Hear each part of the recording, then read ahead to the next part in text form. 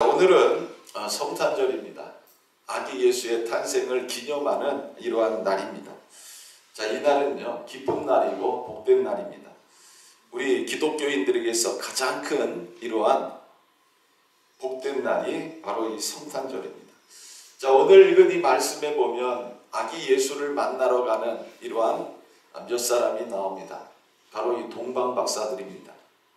자, 이 사람들은요, 아기 예수를 만나러 가면서 아주 기뻐하는 이런 모습을 보여주고 있습니다. 자, 이들이 자신을 인도하던 별이 아기 예수 있는 곳 위에 머물러 서 있을 때 이들은 크게 기뻐했습니다. 이제 그토록 만나길 원했던 아기 예수를 만날 수 있다는 이런 기대감 때문에 그랬습니다. 참 힘들고 어려운 과정을 넘어서 아기 예수를 만나기 위하여 왔습니다. 자, 오늘 우리들은 이 동방박사들의 이런 모습을 보면서 이 땅에 오신 아기 예수님을 큰 기쁨으로 맞이할 수 있는 그런 저와 여러분들이 되시길 주님의 이름으로 축원합니다. 자, 그러면 이 동방박사들이 아기 예수님을 만나러 올 때에 그 형편이 어떠했느냐 하는 것입니다. 자, 첫 번째로 이들은 별을 보고 경배하러 왔다, 이렇게 말씀하고 있습니다. 자, 아기 예수님이 탄생하실 때 참 신비한 일들이 많았습니다.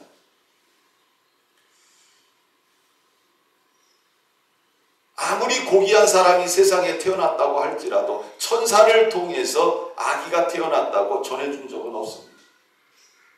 우리 인류 역사상 위대한 성인이라고 해서 그 사람이 태어날 때 천사를 보내가지고 이런 사람이 태어날 것이다, 이렇게 수태고지한 사람이 없습니다.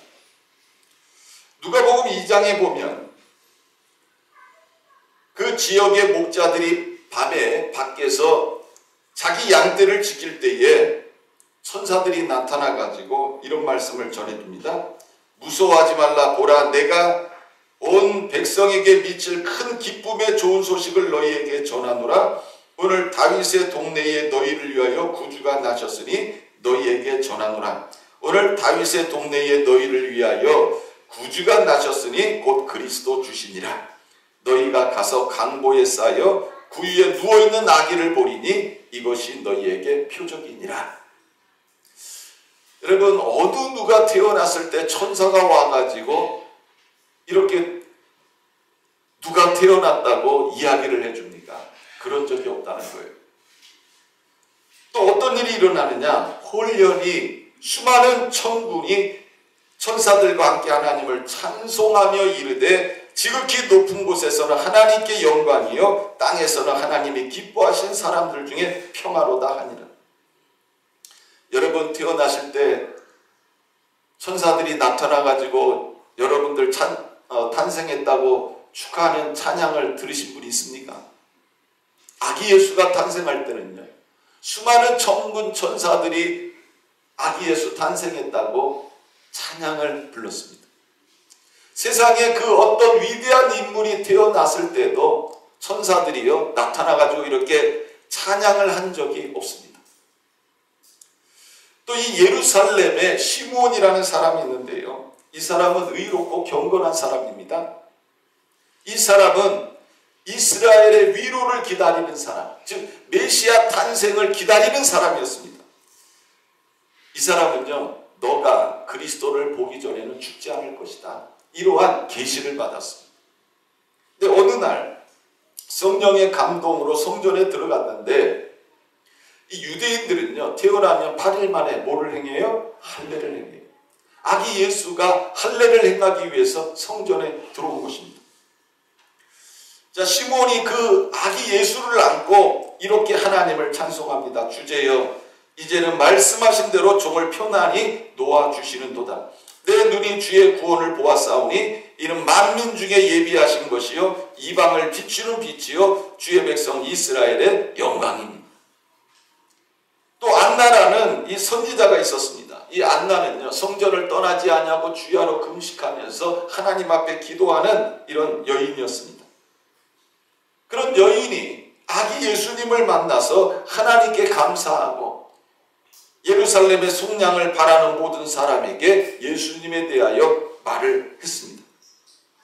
자, 이처럼 아기 예수가 태어났을 때는요, 천군 천사들이 소식을 전하고 천군 천사들이 모여가지고 찬양을 하고, 또 시몬이라는 사람은 성령의 감동으로, 또 안나도 성령의 감동으로 아기 예수에 대하여 말씀하고 있는 것을 우리가 보게 됩니다.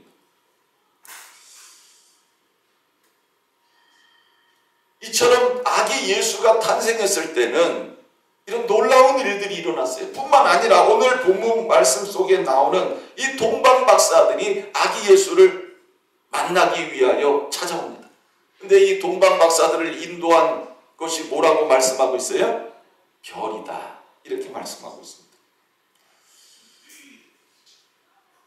이 동방으로부터 박사들이 예루살렘에 이르러 묻습니다. 유대인의 왕으로 나신 이가 어디 계시냐? 우리가 동방에서 그의 별을 보고 그에게 경배하러 왔노라.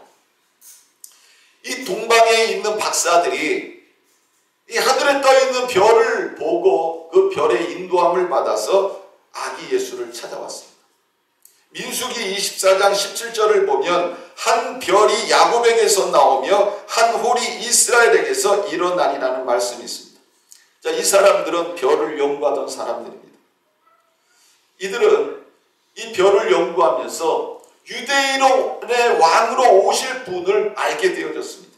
그리고 그 별을 따라서 아기 예수가 탄생하신 베들레헴까지 오게 되어진 것입니다. 자, 여러분 한번 생각해 보세요. 사람의 인도함을 받은 것도 아니고 별을 보고 찾아온다. 여러분 얼마나 힘들겠습니까? 날씨가 좋아서 밤에 별이 하늘에 반짝반짝 빛날 때는 별이 잘 보여요.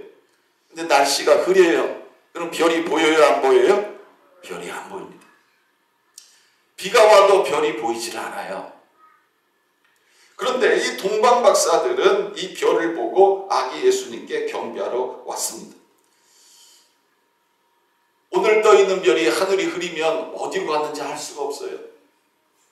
그런데 이들은 동방 페르시아에서부터 아기 예수를 만나기 위해서 별을 보고 베들레헴까지 왔다는 것입니다. 이들의 이런 행동이 참 얼마나 고귀하고 놀라운 믿음인가 하는 것을 우리는 알 수가 있습니다. 당시 베들레헴에는요, 성경에 대해서 아주 해박한 사람들이 많이 있었습니다. 제사장들,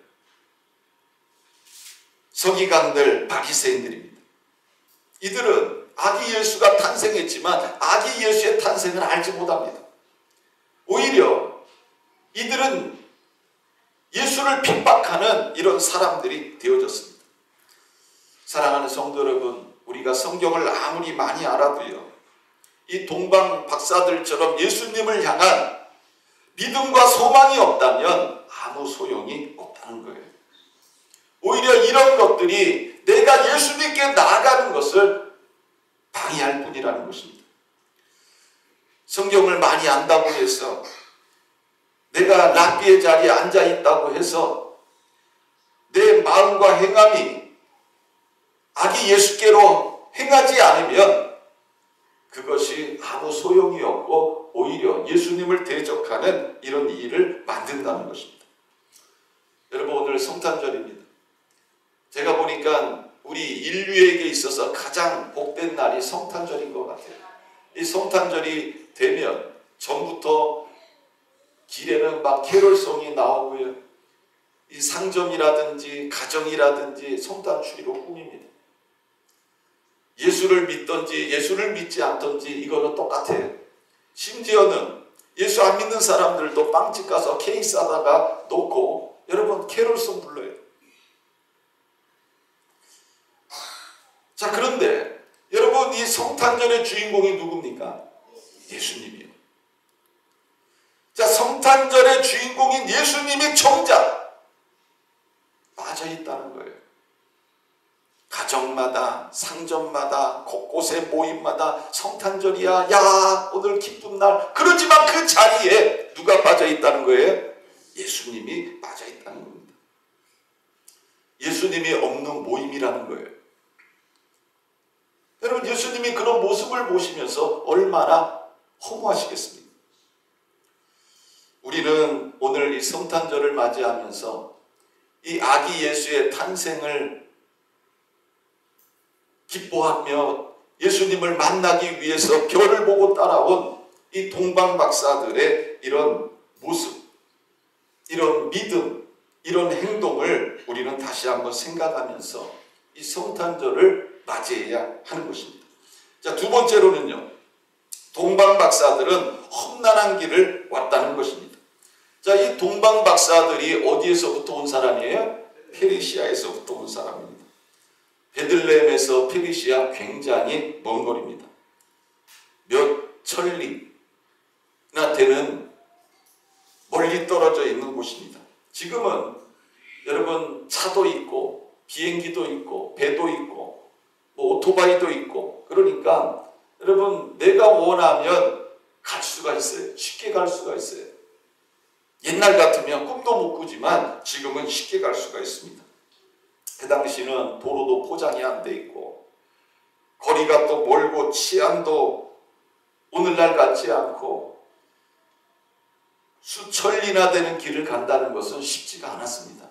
걸어서 가든지 아니면 말을 타고 가든지 낙타를 타고 가야 되는데 쉽지가 않았다는 것입니다. 더군다나 이 동방박사들은요, 목적지가 분명하지 않았다는 거예요. 뭐가 분명하지 않았어요? 목적지가 분명하지 않았다는 거예요. 하나님께서 야, 너 베들레헴에 가. 베들레헴에 가면 아기 예수가 탄생할 거야. 이렇게 알려주면 얼마나 좋습니까? 그런데 목적지도 분명하지 않았다는 거예요. 단지 뭐를 보고 온 거예요?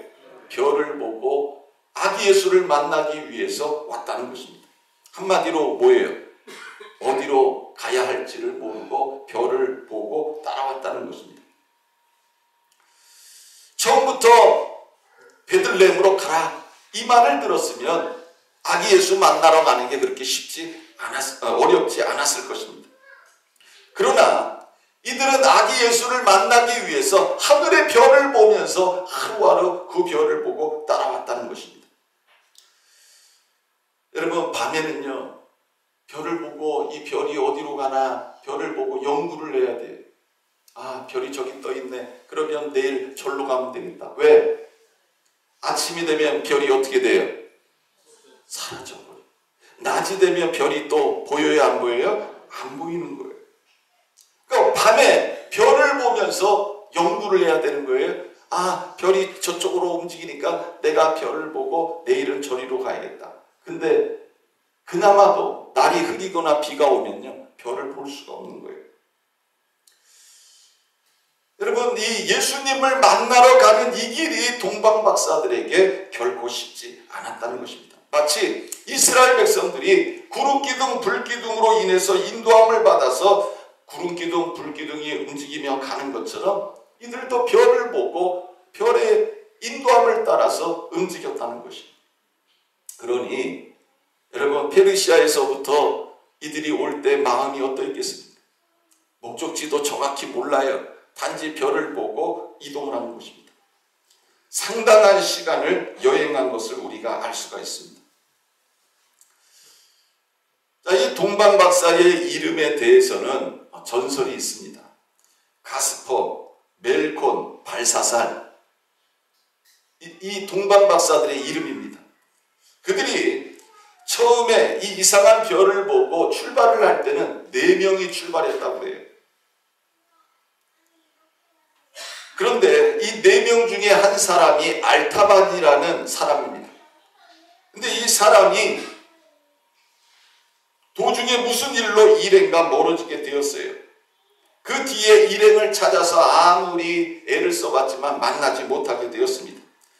자, 길도 없는 그 광야길을 걸어갈 때 일행을 찾는다는 게 쉽지 않는 거예요. 지금은 핸드폰이 있으니까 전화하면 만날 수 있죠. 그런데 그 알타반이라는 사람은 그 사람들을 찾지 못하게 됩니다. 그는 일생 동안 아기 예수를 찾아다녀요. 그러다가 30년 후에 예수를 만나게 되는데 어디서 만나느냐? 골고다 언덕에 십자가에 못 박힌 예수를 극적으로 만나게 되어집니다. 자, 얼마나 주님을 사모했으면 30년이란 세월 동안 예수를 찾았을까요? 자, 우리는 이런 내용을 베너라는 영화를 통해서 우리가 알 수가 있습니다. 자, 그런데 유대인들 보세요.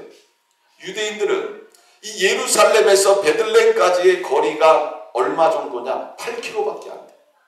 제가 쉽게 설명을 드리자면 우리 교회에서 문산까지 약 20km입니다. 그러면 8km 정도 되면 그 중간도 안 되는 거리예요. 걸어서도 갈 수 있어요. 그런데 이 예루살렘에 있는 이 유대인들은 아기 예수 탄생했다는 말을 동방박사들을 통해 들었지만 한 사람도 아기 예수를 찾으러 가지 않습니다.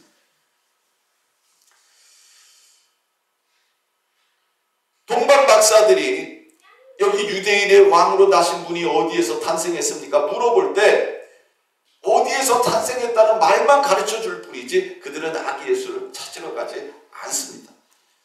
헤롯 왕은 나중에 이 아기 예수를 죽이기 위하여 자신의 병사들을 보내기까지 했던 것입니다.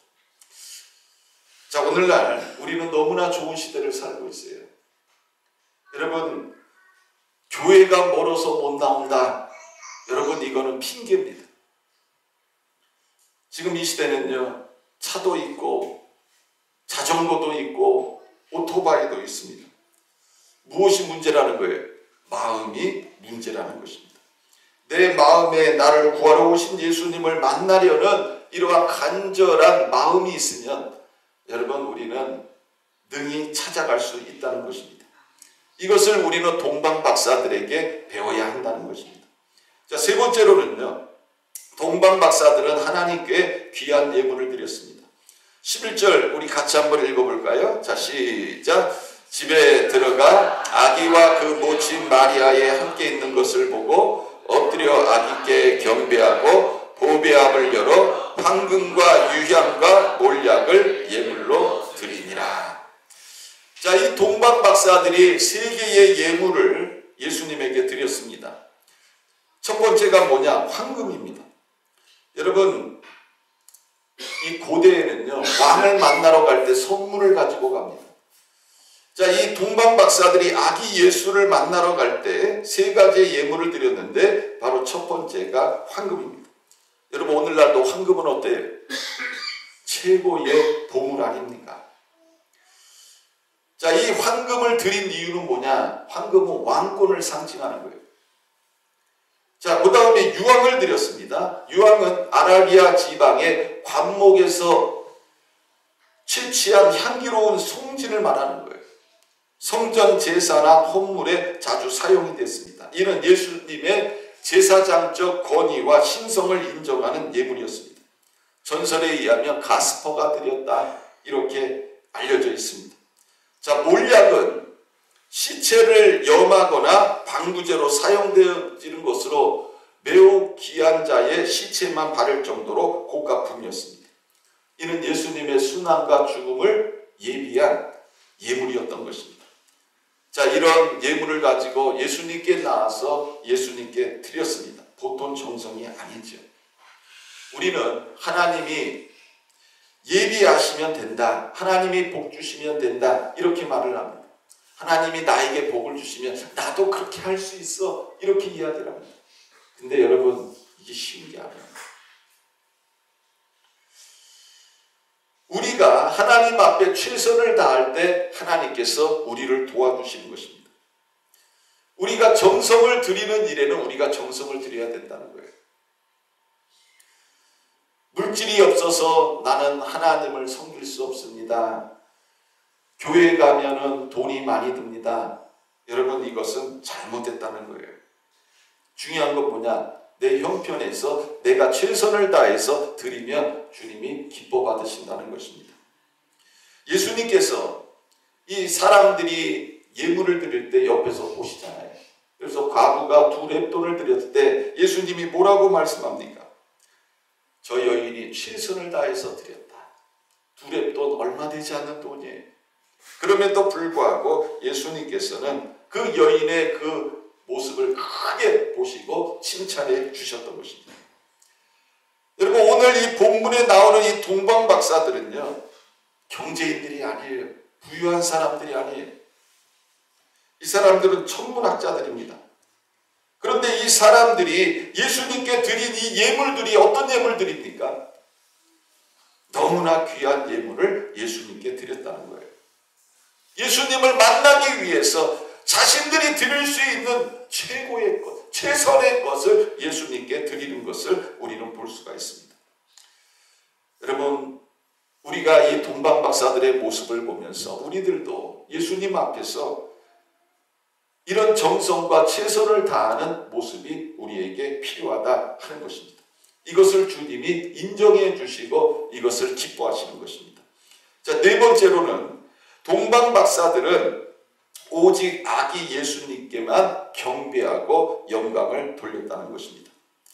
자, 동방박사들이 아기 예수를 만나러 왔습니다. 그런데 잘못하면 시험에 들 수 있는 이런 시간이 되기도 했습니다. 왜 그럴까요? 이 동방박사들이 유대인의 왕으로 나신 이 아기 예수의 별을 보고 왔을 때, 이제 그 아기 예수를 만났을 때 그 옆에 있는 그 아기 예수의 부모, 이들을 보고 동방박사들이 시험에 들 수 있었다는 것입니다. 아마 이 동방박사들이 어떤 편견, 나름대로의 생각을 가지고 왔다면 아마 시험에 들 수 있었다는 겁니다. 왜 그럴까요? 이 아기 예수의 부모는 당시의 권력자도 아니고 많이 배운 사람도 아니고 그 지역에서 어떤 유지도 아니고 평판이 좋은 이러한 실력 있는 사람들도 아니었다는 거예요. 너무나 평범한 서민이었다는 거죠. 어떻게 보면 경제적인 면만 볼 때도 돈 없는 이런 부모였다는 것입니다. 사회적인 지위는 물론 없고요. 요셉은 목수였고 마리아는 시골 태생의 여인이었습니다. 사는 것도 부유하지 않습니다. 너무나 평범한 사람들이에요. 그러나 동방박사는 누구만 바라봅니까? 예수님만 바라봤다는 것입니다. 아기 예수의 부모를 바라봤다면, 또 이 예수님의 환경을 바라봤다면 동방박사들은 시험에 들 수 있었을 것입니다. 그러나 이 동방박사들은 오직 아기 예수만 바라봤다는 것입니다. 누가복음 2장에 보면 목자들이 천사가 전해준 아기 탄생의 소식을 듣고 구유에 누인 아기 예수님을 만나러 갑니다. 자, 아기 예수가 태어났어요. 이 땅에 메시아로 탄생하신 예수가 어디에 누워 있습니까? 구유에 누워 있어요. 구유가 뭐예요? 소밥통 아닙니까? 소밥통에 이 땅에 메시아로 오신 예수님이 누워 있어요. 목자들이 그 모습을 보면서 에게 우리를 구원하러 오신 메시아라고? 어떻게 그런데 구유에 누워 있어? 일반 사람들도 아기를 낳으면요, 따뜻한 곳에 산모와 아기를 눕히지 않습니까? 그런데 지금 이 아기 예수가 어디에 누워 있다고요? 구유에 누워 있다. 얼마나 가진 것이 없으면 아기 예수를 낳고 저 구유에 누워놨을까? 이 목자들도 여러분 시험에 들 수 있었어요. 저분이 메시아라고, 우리가 그렇게 기다리던 메시아라고 웃기지 마, 이럴 수 있었다는 거예요. 그러나 여러분, 이들은 시험에 들지 않았습니다. 왜 그럴까요? 천사가 구유에 누워있는 그 아기 예수가 메시아 되는 표적임을 말씀해 주셨기 때문에 그렇습니다.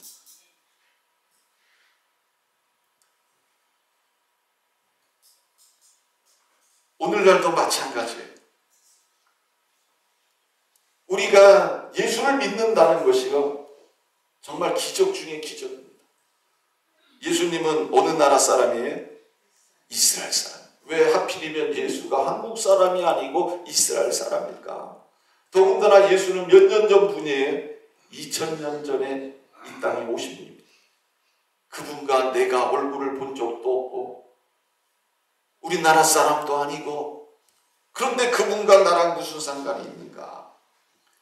여러분, 우리가 따져 들어가면 시험들 일이 많고요.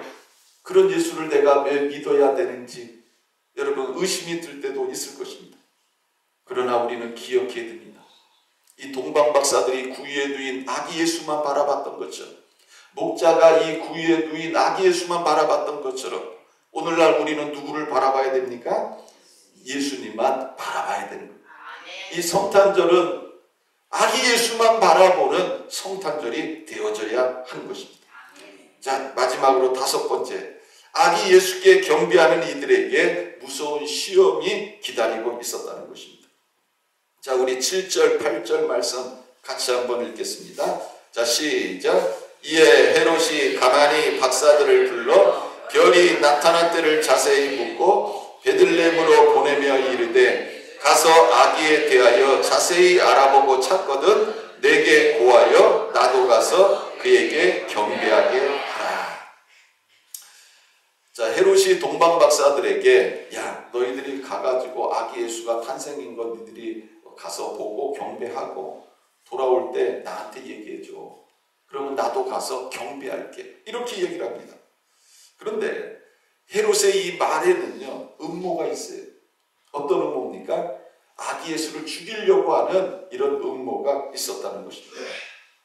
우리가 선한 일을 하다가도요, 자칫 잘못하면 아기 예수를 죽이는데 길잡이가 될 수도 있는 이런 모습을 발견하게 되는 겁니다. 그러나 동방박사들은 이 사실을 알았어요? 몰랐어요? 하나도 몰랐다는 거예요. 마치 자기들 같이 생각한 거예요.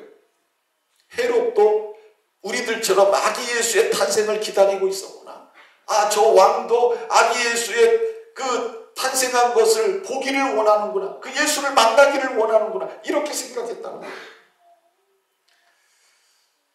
동방박사들은 이 헤롯 왕의 계획을 알지 못했습니다. 그래서 그들은 아기 예수를 만나고 돌아갈 때, 야, 이제 우리를 기다리는 헤롯 왕에게 가서 아기 예수가 계신 곳을 알려주자, 이런 마음을 가지고 있었다는 거예요.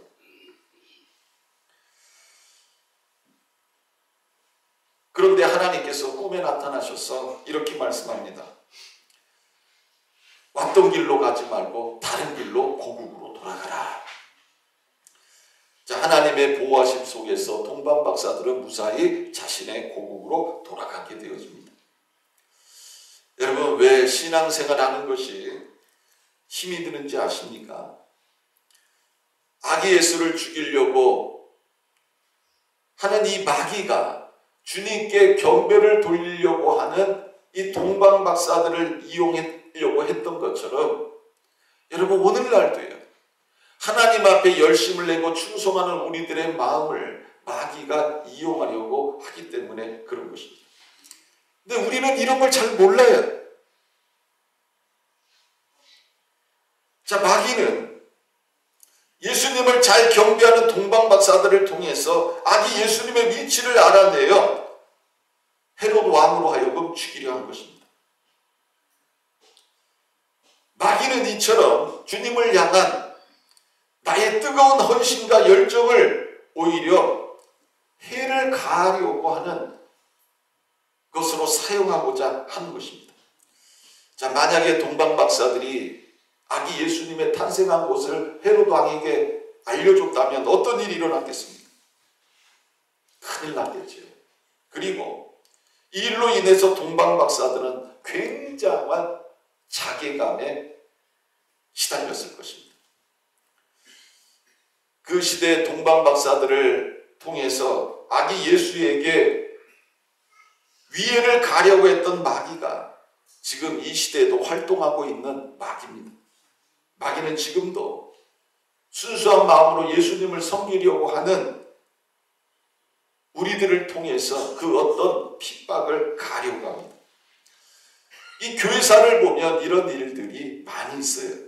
그러나 여러분, 우리가 예수를 바로 알고 믿으면 우리는 조금도 두려워할 필요가 없다는 것입니다. 그래서 우리가 사람에게 칭찬받으려고 하지 말고 오직 하나님께만 칭찬받으려고 하는 이런 자세를 가지고 신앙생활을 해야 된다는 것입니다. 사랑하는 성도 여러분, 이제 말씀을 맺습니다. 오늘은 아기 예수님이 태어나신 날을 기념하는 성탄절입니다. 우리를 죄와 사망에서 구원하시기 위해서 이 땅에 독생자 예수님을 보내주셨습니다. 그 예수님을 만나려고 수천리나 떨어져 있는 곳에서 정말 힘들고 어렵게 아기 예수를 만나려고 온 이 동방박사들의 이 모습을 보면서 우리들도 예수님을 향한 이러한 소망, 기대, 믿음을 가지고 우리들도 주님 앞에 나와야 하는 것입니다. 그럴 때 주님께서 우리의 드리는 이 찬양과 경배를 받으시는 것입니다. 이 성탄절날 우리 가운데 오신 이 예수님을 진심으로 기뻐하고 또 경배할 수 있는 그런 저와 여러분들이 되시기를 주님의 이름으로 축원합니다. 자, 우리 기도하겠습니다. 사랑과 은혜가 풍성하신 하나님 아버지, 고맙고 감사합니다. 먼 곳에서 아기 예수의 탄생을 알고 별을 보고 찾아온 이 동방박사들의 이 믿음, 이것을 우리가 다시 한번 이 성탄절날 기억하게 하시고 우리들도 동방박사들처럼 주님 앞에 나올 수 있는, 그리고 찬양과 경배와 영광을 돌릴 수 있는 하나님의 자녀들 되게 하여 주옵소서. 감사드리며 살아계신 예수님의 이름으로 기도드렸습니다. 아멘.